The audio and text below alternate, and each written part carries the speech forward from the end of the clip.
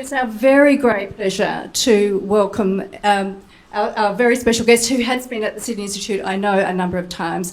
Ehud Yaari is someone well known to many of you here. You've read his articles either in the Israeli media or, more recently in some of the esteemed global media, the Wall Street Journal, the Washington Post, the New York Times, and including the magazine of the week, the Atlantic Monthly, just to name a few.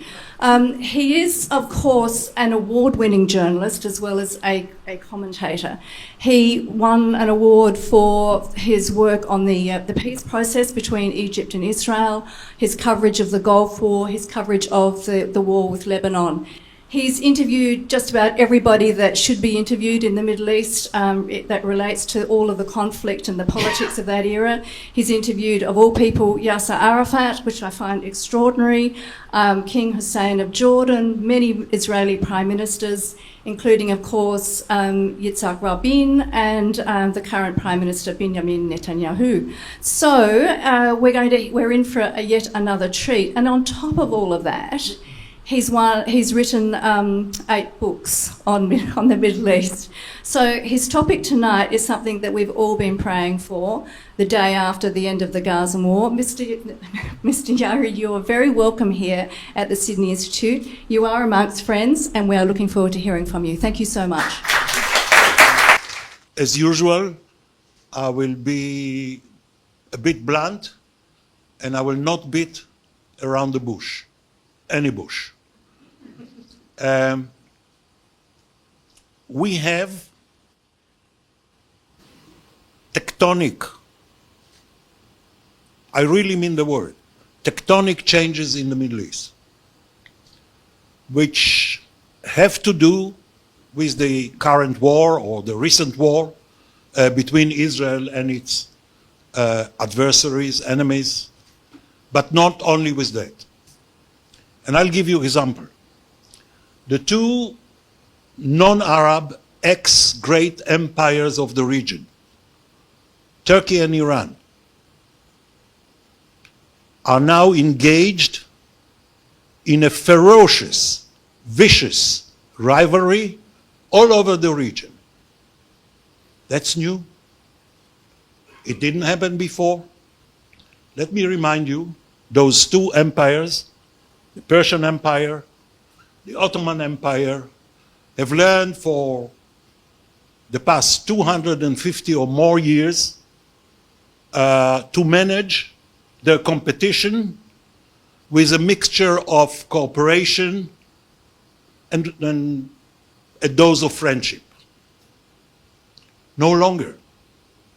Now, and it's partly because of the war and the way it is ending, now they are in open conflict all over the region. And this is huge, because I've been saying here before, and I will not repeat it, the Arab world, apart from the rich Gulf states, is basically in a process of implosion, different degrees, different forms in different countries. What remains as the main players in the region, those who remain, are the non-Arab players. Iran, Turkey, little Israel. The big question now, so the Iranians and the Turks are now engaged in battles through proxies in Iraq, in Syria, in Lebanon, in the Horn of Africa, Somalia, Sudan, Southern Caucasus, and I can go on, because it spreads to Afghanistan, Pakistan, the rebellion in Balochistan, etc. It's an all-out confrontation, which I don't believe will get to a point of them taking up arms and going to war, but they are pretty confident now to fight through its own proxies. That's a major change. The Turks did not embark, Erdogan, the great Democrat, the Turks did not embark upon an open policy of confronting Iranian attempts to establish their predominance, hegemony in the region, especially the Levant, before they realized that in the current war, Israel has prevailed. It has not improved relations between Turkey and Israel. Turkey is still boycotting any trade with Israel, knowing pretty well that all the trade is now going through Greece and Cyprus, so it doesn't matter that much, neither to them nor to us. But it's the way that Israel, if I may say so, has managed to prevail, not yet to end the war, but to prevail, that have encouraged Turkey to take this new posture. Question mark, as an Israeli, I'm extremely interested in it, to what extent we can aspire to have a semi-rapprochement or more with the Turks as long as Erdogan is in power. But it would be a major breakthrough if Turkey, the moderate Arab states led by the Gulfis, and Israel would cooperate in different ways to make sure the Iranians don't bounce back. This is one part of the tectonic shift. And if anybody is interested in watching it, I truly recommend to take a look at what is happening in the South Caucasus, where the Turks and Israel helped Azerbaijan win the war over Nagorno-Karabakh against Armenia.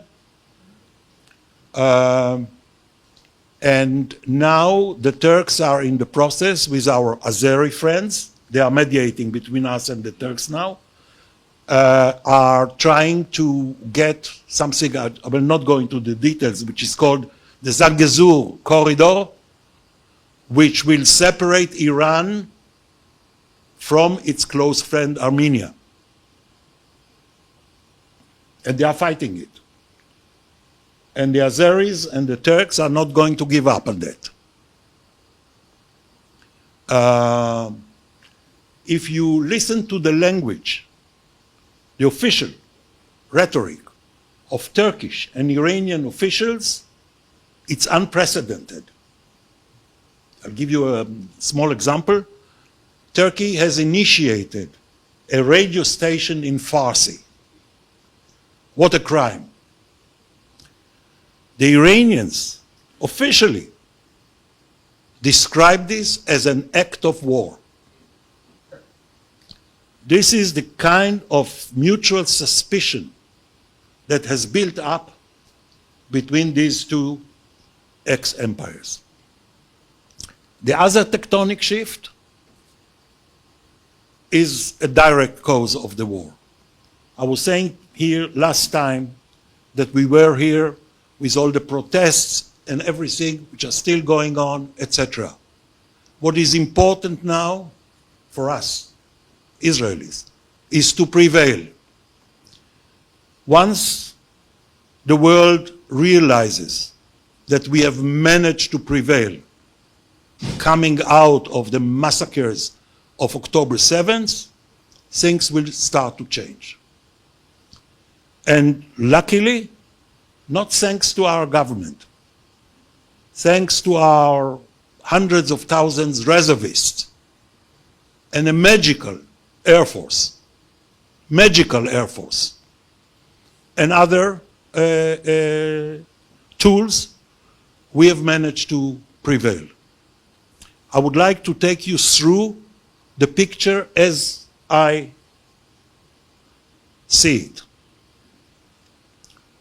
In Gaza, Hamas is broken. The two top echelons of their military command were decapitated. They have only two of their senior commanders still alive. They have no chain of command. They are no longer a cohesive military organization. They have lost their huge arsenal of rockets, ATMs, anti-tank missiles, and they lost 70, 80%, nobody knows exactly how much, of their tunnel, the huge project of the tunneling. There is fierce infighting amongst the remaining Hamas leadership, certainly those outside, Qatar, Istanbul, over succession, over policy, what to do with the hostages, and they cannot reach an agreement. In fact, just to illustrate, the guy who is now calling the shots, to the extent somebody is calling the shots now in Hamas, is the guy who was the main competitor and rival of Yahya Sinwar, the guy who ordered the October 7th attack. His name is Nizar Awadallah. He's not a well-known figure. He's important in Hamas. He is now calling the shots. He has objected to the October 7th attack. He has objected to the close alliance of Hamas with Iran and many other issues. So there is a major change in the organization. Their whole civilian governance system in Gaza, in the Gaza Strip, has been decapitated too, including their, in the past 2-3 weeks, including their prime minister, the guy in charge of the administration, civil administration in the Gaza Strip, and the others. So what you see now in Gaza, people realize where they are, Hamas, that there is a change of tune on their part, with more and more Hamas leaders saying, oh, what a mistake we did on October 7th. Some of them publicly, including the still alive commander of the Gaza Brigade, the biggest brigade of Hamas in Gaza. So people begin to demonstrate and post videos on the social media and speak their mind and say Hamas is responsible for our tragedy. Should be encouraged because it will make things easier in the future. But we are not yet at the day after in Gaza, because we still have, I'll be careful, I believe 25 to 30 hostages alive. We need to get them out. Otherwise, there is no remedy to the Israeli soul. Hamas knows that these hostages are their ultimate insurance policy. So even if they free, we are now talking about 5 to 11 more, they will still keep some as a shield.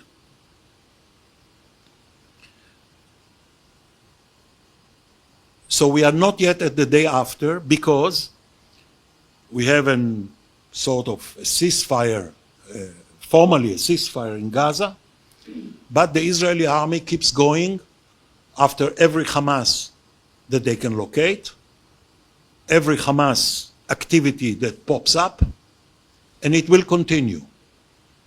In order to do that, we don't have to be inside the Gaza Strip.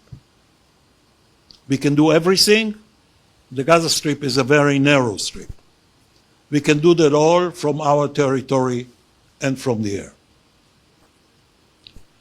But it has to be accepted and realized by the Gazans and everybody around that we are going to be persistent.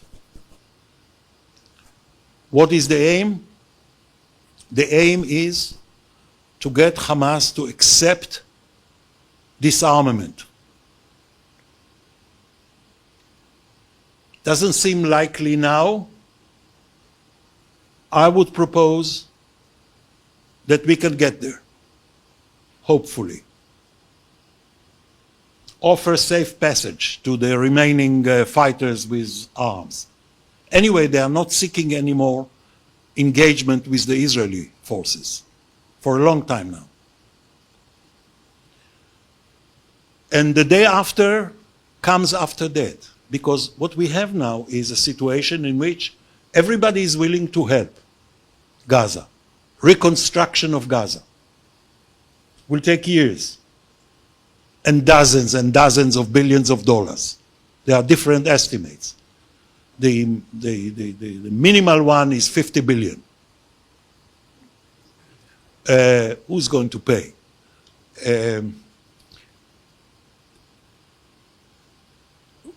We need to get to that point where people are willing to send funds and contribute battalions to serve as security police of Gaza. Now, what is the situation? We don't want to control Gaza. Oh yes, we have our loonies who want to settle Gaza again. It's not going to happen. The UAE is willing to send a battalion. Saudi Arabia willing to send a battalion. Egypt willing to send a battalion. Morocco willing to send a battalion, and others. On one condition, that there is no threat that Hamas will shoot at them.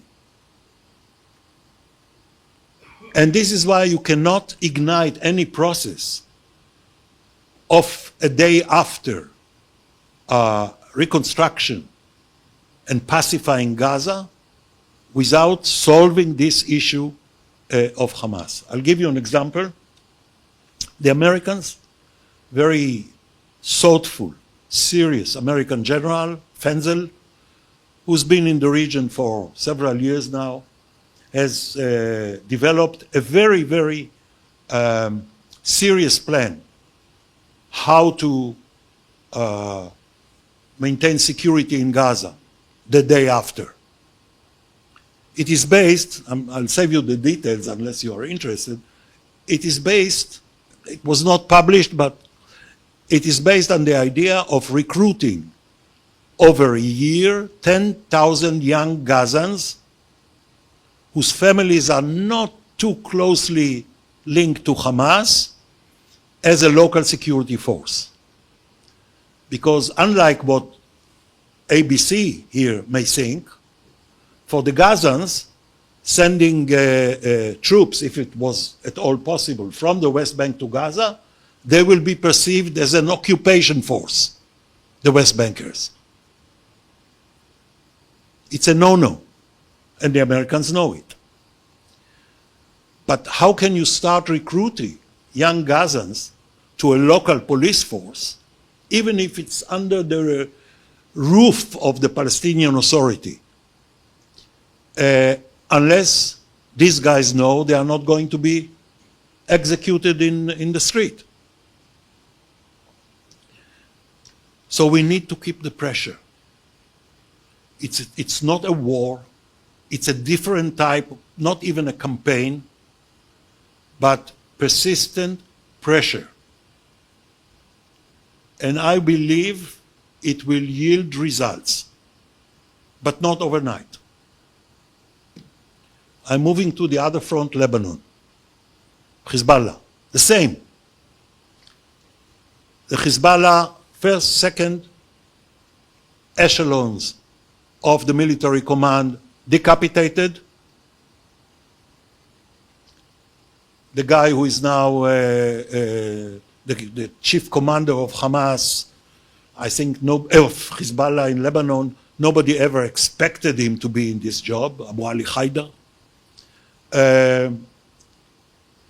And they have, apart from the military defeat, you know all about the pages and the walkie-talkies, and apart from that, they have suffered two major setbacks, and the third is underway.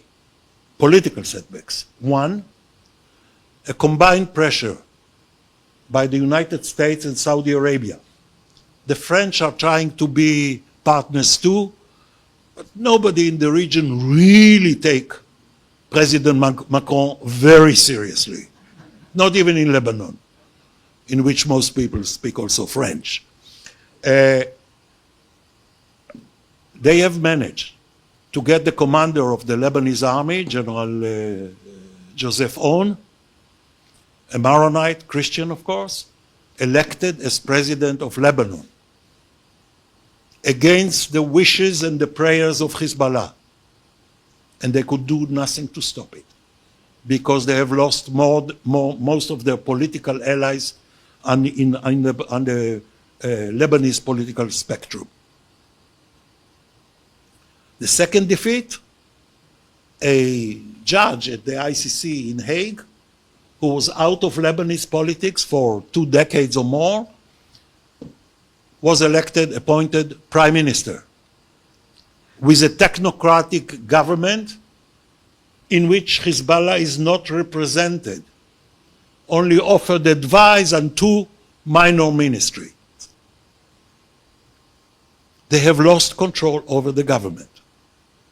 And both this prime minister, Nawaf Salam is his name, and the president, Aoun, are saying only one weapon in Lebanon, the weapon in the hand of the state, nobody else.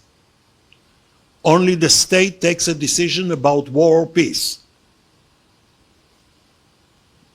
And they have embarked, with American Saudi encouragement, upon direct negotiations now with Israel. It begins with, you know, final demarcation of the borderline, but it will go beyond. Because what the Americans are pushing, and the Gulfies, is for a sort of a non-belligerency agreement, short of joining the Abraham Accords or making a peace treaty, non-belligerency.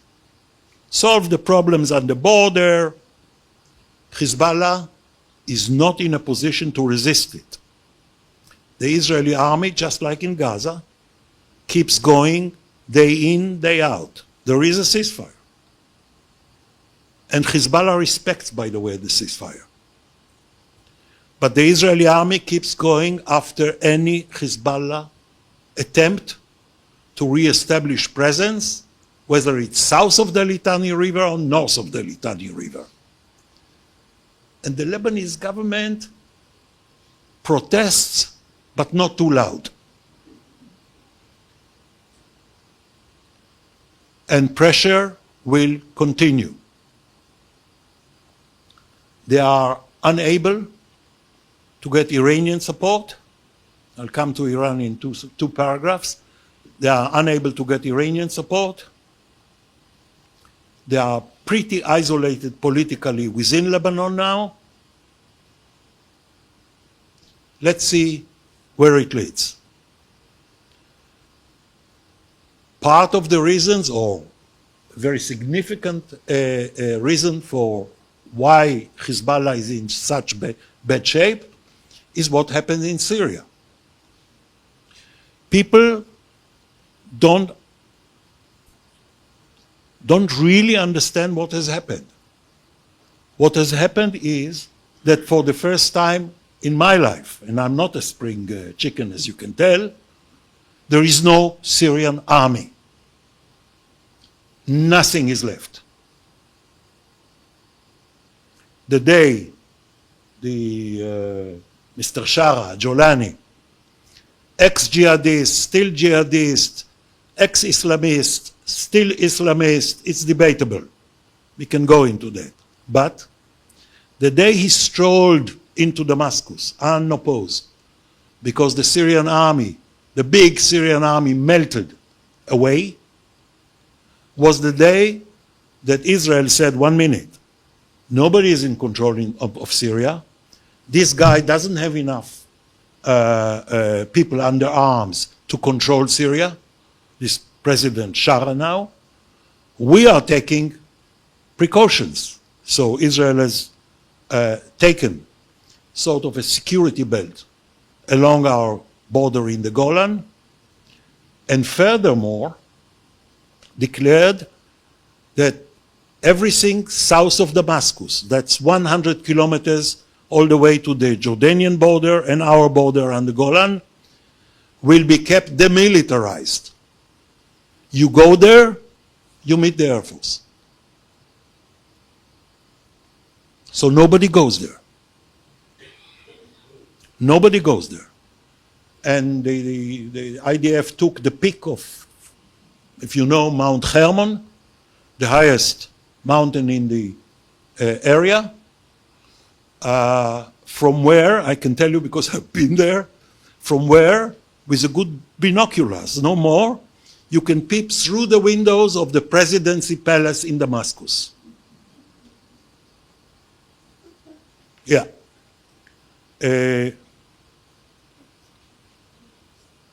So, on top of that, Israel is cultivating very intensively its relationship, its support with the Druze community of southern Syria. That's 50,000 Druze in 15 or so villages on the slopes of Mount Hermon, very close to our border, and they are asking to be annexed to Israel. It won't happen. And 60, 70 kilometers away, 500,000 Druze on the Druze mountain, Suwaida province, who are now being supplied by Israel. All their leaders came to visit Israel publicly. Israel has declared that anybody who tries to touch the Druze, because we have many Druze in our army in very senior positions, anybody touching the Druze, it's our business. And the government in Damascus, the new government in Damascus, does not protest, you know what, too loud. I think the next step should be that we start a dialogue with the new, we have communications with them, but we need to start a more serious dialogue with the new regime in Damascus, and he's very weak. Remember, he took Damascus, he took Syria with 25,000 people, no more. He cannot control it. I'm getting friends in Damascus explain to me what's happening. They cannot. They don't have the manpower to do that. But we have to talk to them. And we have to, a lot to talk to them and agree on. For example, combining efforts to prevent Iranian and Hezbollah, but mainly Iranian attempts to re-establish themselves as underground in Syria. They are the ones behind the massacres on the coast. Talking about curbing Palestinian armed factions who used to operate out of Syria.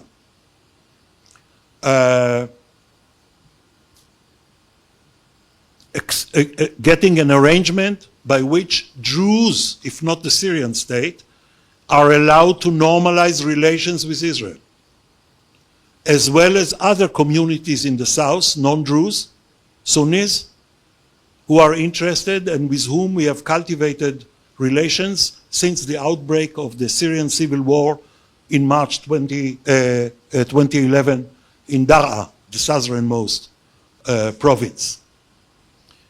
And Israel can do a lot to solve Syria's main economic problem, which is fuel, electricity, power.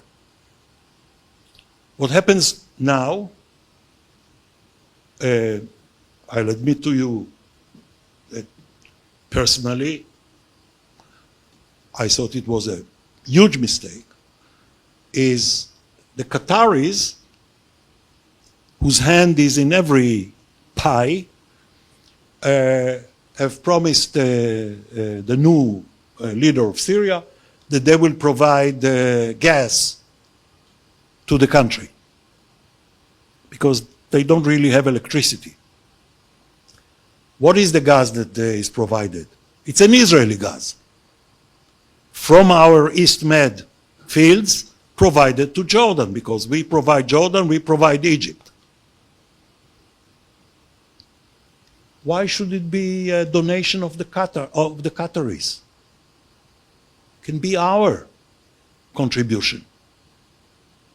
And we will find a solution for the funding.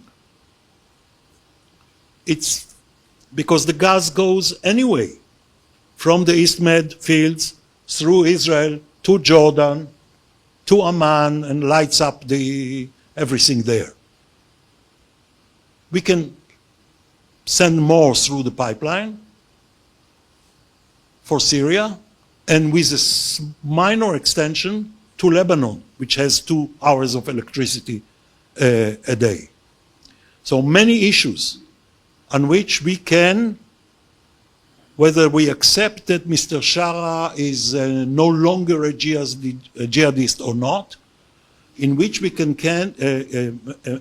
may be able to build a new relationship with Syria. I hope they listen on our side. I'm not always true. The last point I'll make is about Iran. The Iranians have suffered a defeat. The axis of resistance was broken, not shattered, broken. They have lost their proxies. They have, for the past at least 40 years,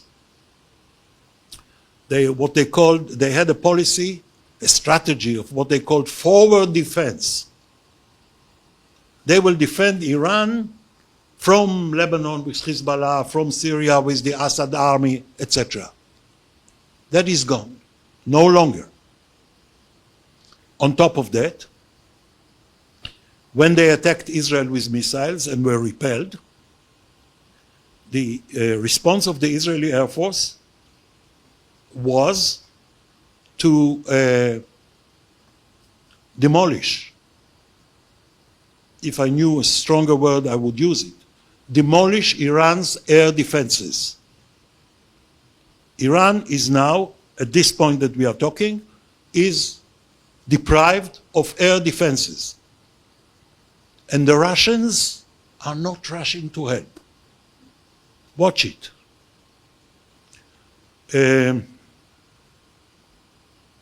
And there is a huge debate going on in Iran.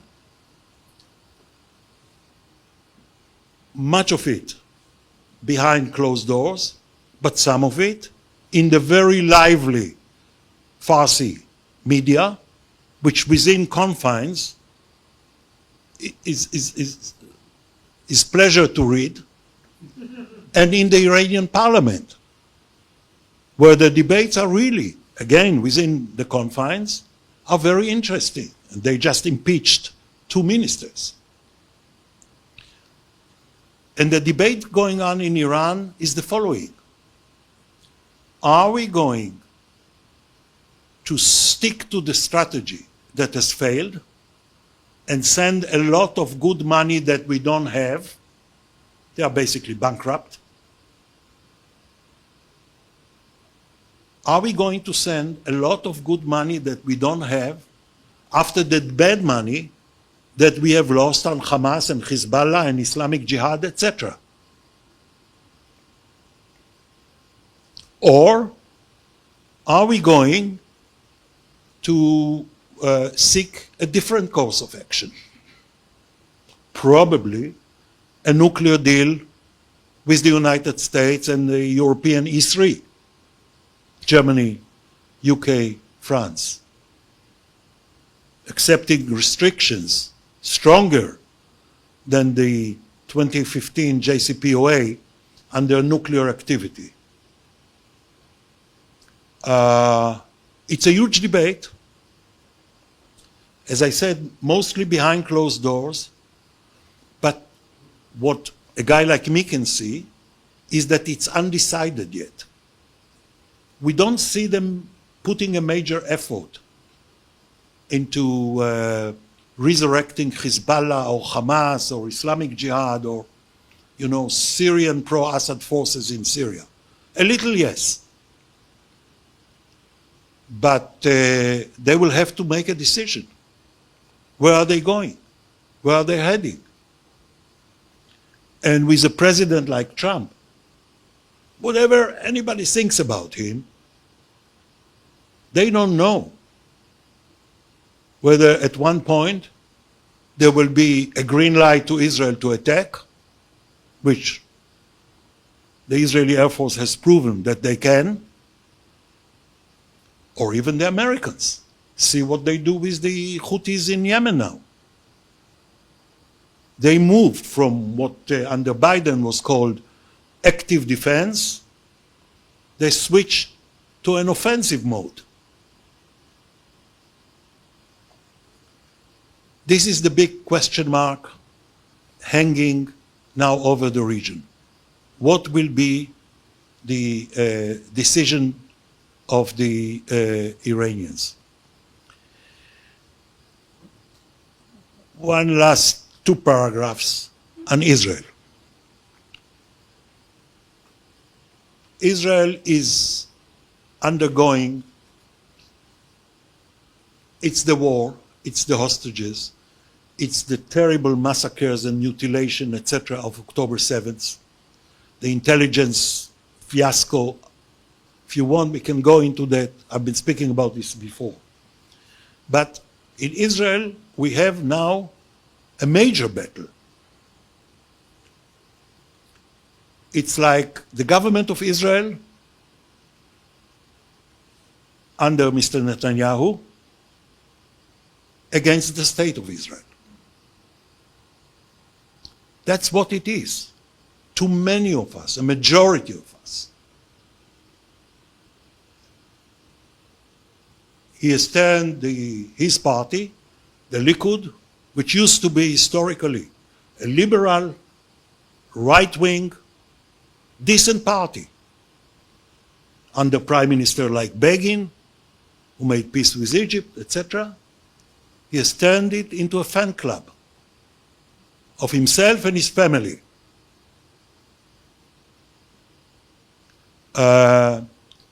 He is emptying the civil service of good professionals, appointing loads of what we call votes contractors who can get people elected in the Likud primaries before elections. They are getting appointed to really important companies like defense companies. The people who produce the Iron Dome and the Arrow and now the Laser Dome is coming into action. And many countries are queuing up. I'm sure Australia is not there. He's sacking the head of the security service. He's sacking the Attorney General. In Israel, it's different.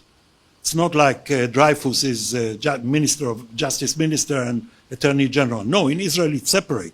There is a Justice Minister. The Attorney General is the independent guardian of the law.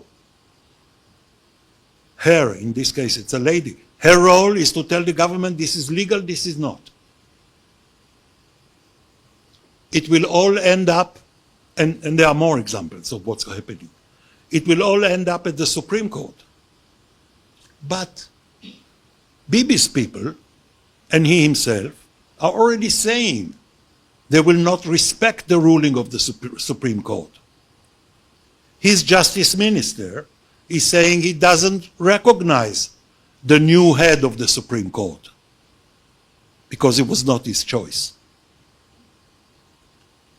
So, where we have these huge opportunities opening up, huge strategic opportunities, we are all immersed, not just with the hostages, of course, but with this struggle to maintain Israel as it was and prevent what I call the Orbanization of Israel. That is a system like Viktor Orban has initiated in Hungary. And this is what the Israeli public is interested in. This is why hundreds of thousands of people take to the streets. And it can turn into a very, very ugly confrontation between the Bibi fans and all the others. I'll conclude by saying that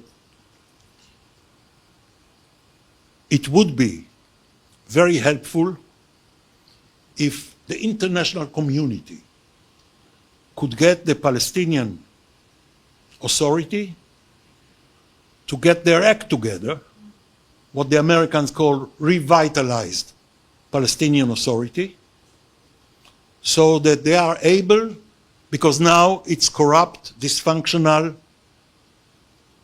inactive. They tried to impose law and order in a small refugee camp in the northern and West Bank. Their two best battalions, they couldn't do it. The Israeli army had to go in. Because there were armed bands there funded by the Iranians, and weapons smuggled from Jordan. If a Palestinian address can be created within reasonable period, that would help get all these other processes I was referring to into motion. I'll stop here. Thank you. Please explain the significance of the differences between the Sunnis and the Shia in everything you've talked about tonight. Yeah, there is a tendency to exaggerate the depths of the divide, the rift between Sunnis and Shiites. They have broken, they parted ways back in the 7th century. But people tend to forget that the Iranian revolution, Khomeini, were congratulated and embraced by the Muslim Brotherhood, which is the pan-Arab movement, the major pan-Arab movement of the Sunnis. So there is religious history. There are many centuries of bad blood between Shiites and Sunnis, but not to the point that they cannot cooperate or work together, etc.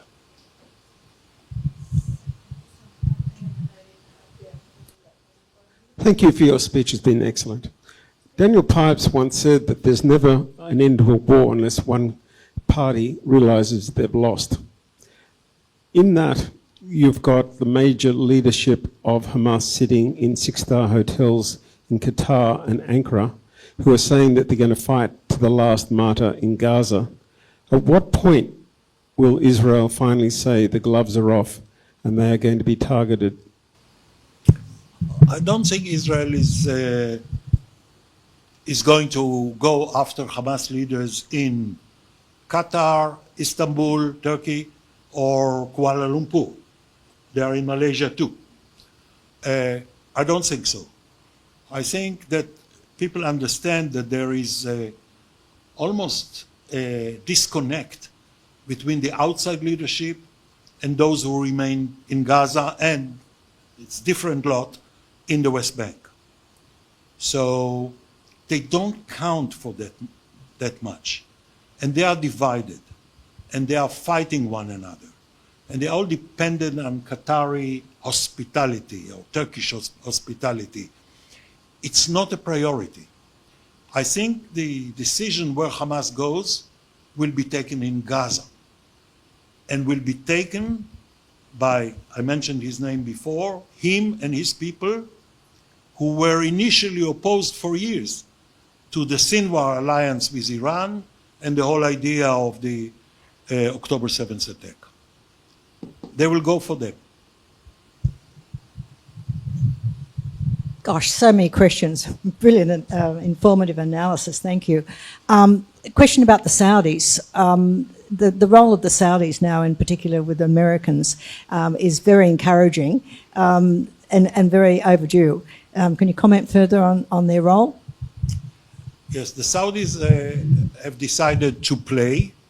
For years, they kept away of the Palestinian arena, didn't give them any money, didn't want to be involved, nothing. Not even UNRWA. And they get involved very deeply, as I mentioned before, in Lebanon, now in Syria. They are in play.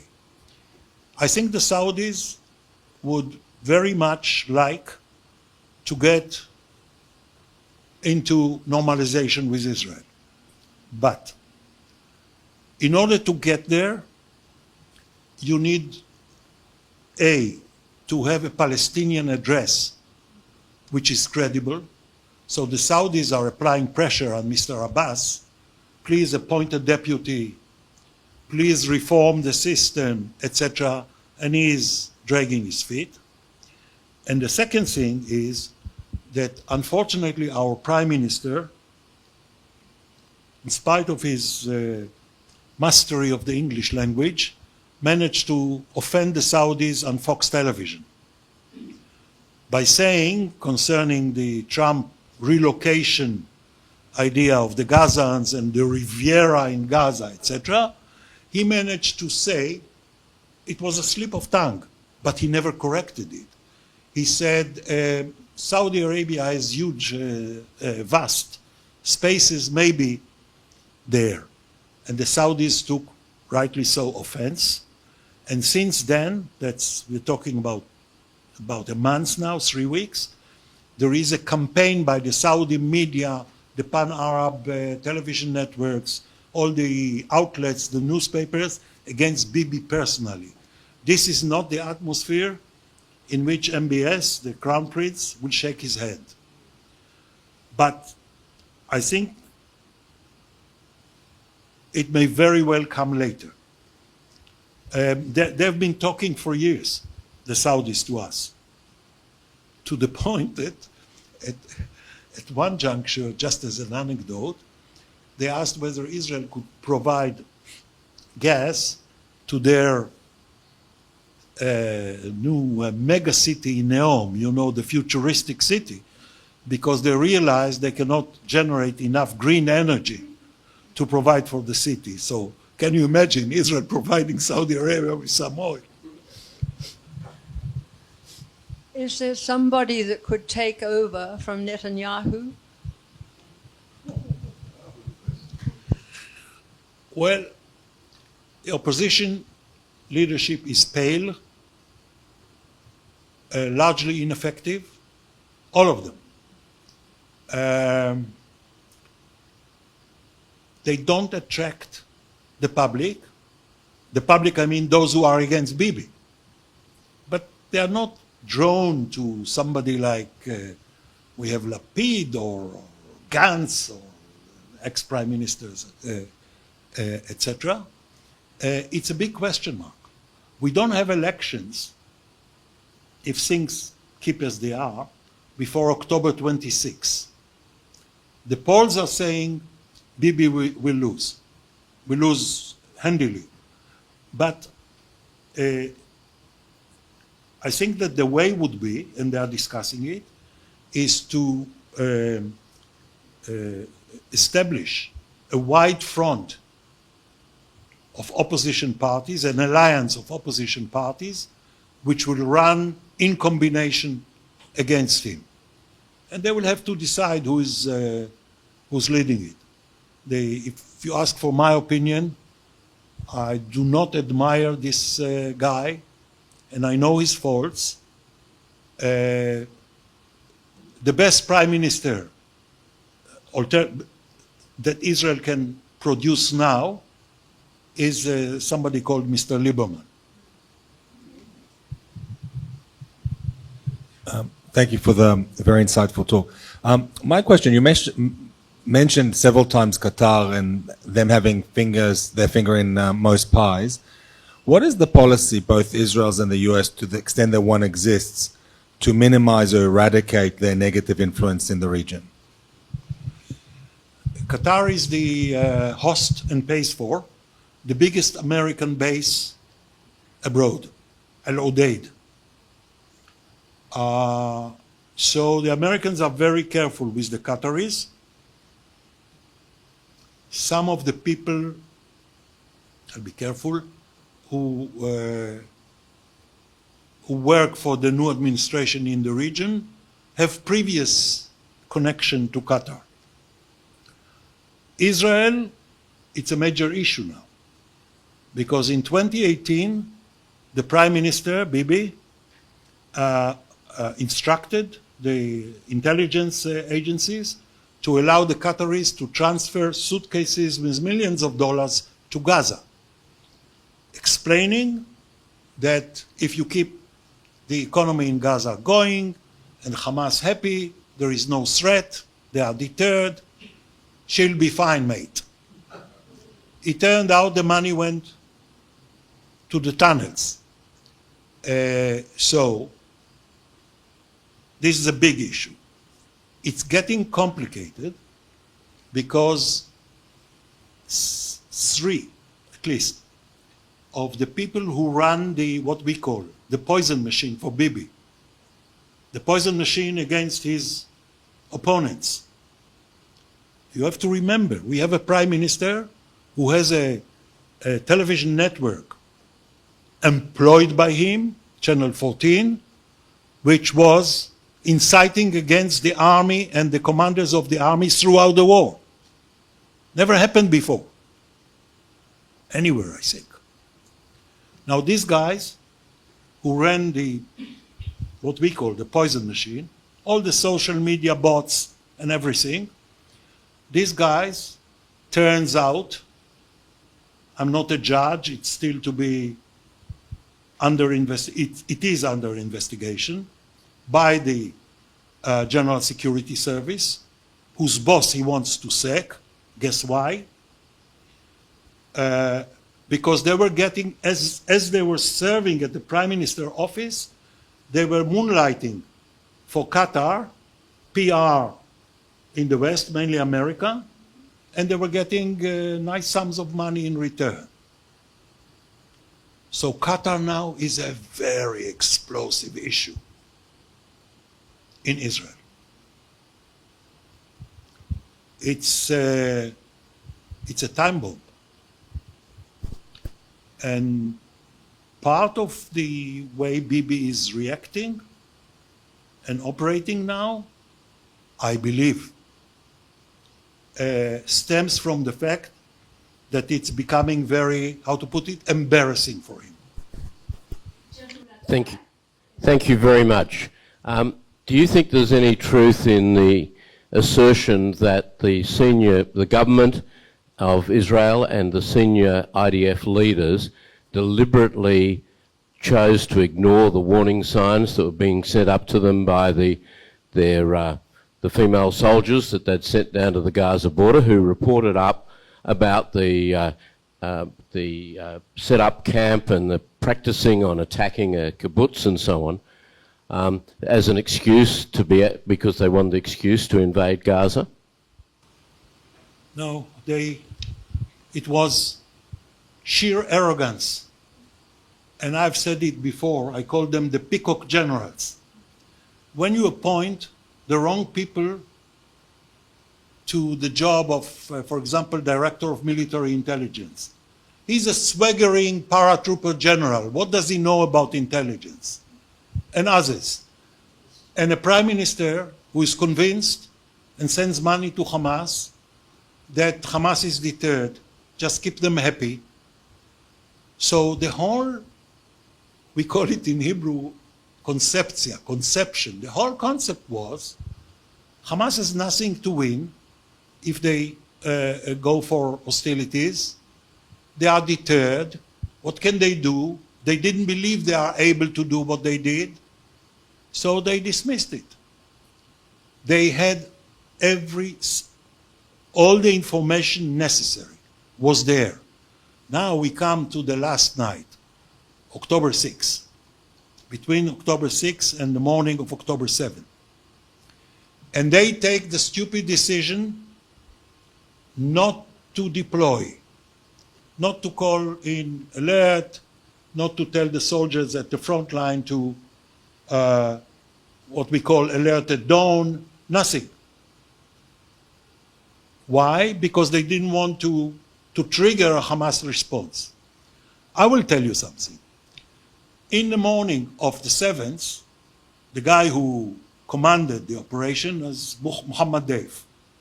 Mohammed Deif, the chief military commander, legendary of Hamas, no longer with us. Mohammed Deif wakes up in the morning and he sees there is no Israeli army along the 65-kilometer border of Gaza with Israel. He thinks it's a trap. He delays the attack by half an hour. He couldn't believe what he saw. It was a combination of arrogance and misreading of the facts on the ground.